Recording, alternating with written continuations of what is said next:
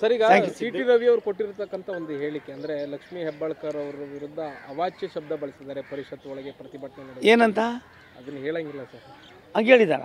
ನಂಗೆ ಗೊತ್ತಿಲ್ಲ ಅದು. ನಂಗೆ ಭಾಳ ಕೆಟ್ಟದಾಗಿ ಅವಾಚ್ಯ ಶಬ್ದ ಬಳಸಿದ್ದಾರೆ. ಸಿ.ಟಿ. ರವಿನ ಏನಕ್ಕೆ ಮಾಡ್ತಾರೆ ಅವ್ರಂಗೆ? ಬುದ್ಧಿವಂತ ಅಲ್ಲ ಅವನು? ಅವನಿಗೇನು ಬರ್ತದೆ ವಾಚ್ಯ ಶಬ್ದ? ನಾನು ಆ ಥರ ಏನು ಬಳಸಿಲ್ಲ ಅಂತ ಇದ್ದಾರೆ. ಆದರೆ ಕಾಂಗ್ರೆಸ್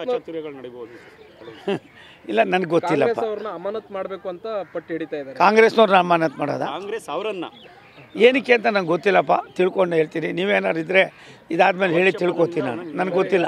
ಮಠಕ್ಕೆ 70 ಲಕ್ಷ ಕರೆಂಟ್ ನಾನು ಈಗಾಗಲೇ ಹೇಳಿದ್ದೆ. ಪದೇ ಪದೇ KDBನವ್ರು ಏನಕ್ಕೆ ಹಂಗೆ ಮಾಡಿದಾರೋ ಗೊತ್ತಿಲ್ಲ. 23ನೇ ತಾರೀಕು ನಾನು ಅಲ್ಲೇ ಹೋಗ್ತೀನಿ. ಮಠ ರೀ ಅದು, ದೇವಸ್ಥಾನ ರೀ.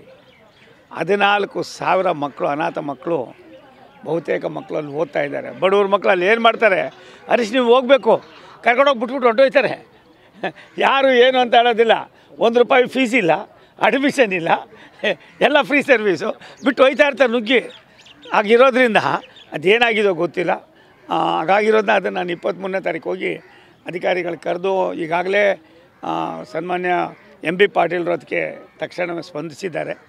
ಅದನ್ನು ಸರಿ ಮಾಡೋದಕ್ಕೆ ನಾವು ಪ್ರಯತ್ನ ಮಾಡ್ತೀವಿ. ಸರ್, ಈಗ ಸಿದ್ಧಗಂಗಾ ಮಠಕ್ಕೆ ಮಾತ್ರ ಉಚಿತವಾಗಿ ಕರೆಂಟನ್ನು ಕೊಡಬೇಕು ಅಥವಾ ಇಡೀ ರಾಜ್ಯದಲ್ಲಿರುವ ಎಲ್ಲ ಮಠಗಳಿಗೂ? ನಾನು ಯಾವುದೋ ಉಚಿತವಾಗಿ ಕೊಡಿ ಅಂತ ಯಾರಿಗೂ ಕೇಳೋದಿಲ್ಲ. ಅದೇನಾಗಿದೆಯೋ ಗೊತ್ತಿಲ್ಲ. ನಾನು ನೀರಿಂದೇನೋ ಸರಿ ಹೇಳಿದರು KDBನವರು. ಅದನ್ನು ಈಗಿದೆಯಪ್ಪ, ಅದೇನಾಗಿದೆ ತನ್ನಿ ನೋಡೋಣ, ಕಾನೂನು ಚೌಕಟ್ಟಲ್ಲಿ ಏನು ಮಾಡಬೇಕು ಅದೇ ಮಾಡಿ ಅಂತ ಹೇಳಿದ್ದೀನಿ. ಆ ರೀತಿ ನಾವು ಯಾರಿಗೋಸ್ಕರಲೋ ಏನೋ ಮಾಡ್ತಕ್ಕಂಥದ್ದಲ್ಲ. ಆ ರೀತಿಯ ಮಠದ ಆಡಳಿತ ಮಂಡಳಿ ಆ ತಪ್ಪನ್ನು ಮಾಡೋದಕ್ಕೆ ಸಾಧ್ಯತೆ ಇಲ್ಲ. ಏನಾದರೂ ಏನಾಗಿದೆ ಅಂತ ಗೊತ್ತಿಲ್ಲ. 23, 24, 25 ಅಲ್ಲೇ ಇರ್ತೀನಿ. 26ರಿಂದ ನಾನು ವಾರದಲ್ಲಿ 3 ದಿನ ತುಮಕೂರು ಜಿಲ್ಲೆ ಲೋಕಸಭಾ ವ್ಯಾಪ್ತಿಯಲ್ಲಿ 2 ಹೋಬಳಿಗಳಿಗೆ ಹೋಗ್ತಾಯಿದ್ದೀನಿ. ಇದೆಲ್ಲವನ್ನು ಕೂಡ ಅಲ್ಲೇ ಹೇಳ್ತೀನಿ. ಆಗಿರೋದನ್ನ ಸಿದ್ಧಗಂಗೆ ಮಠ ಅದು ಒಂದು ಬಾಬಾ ಸಾಹೇಬ್ ಅಂಬೇಡ್ಕರ್ ಹೇಗೋ ಪರಮ ಪೂಜೆ ನಡೆದಾಡುವ ದೇವರು, ಅವರು ಒಂದು ರೀತಿಯ ಭಗವಂತನ ಒಂದು ಅವತಾರ ಪುರುಷರು. Thank you sir.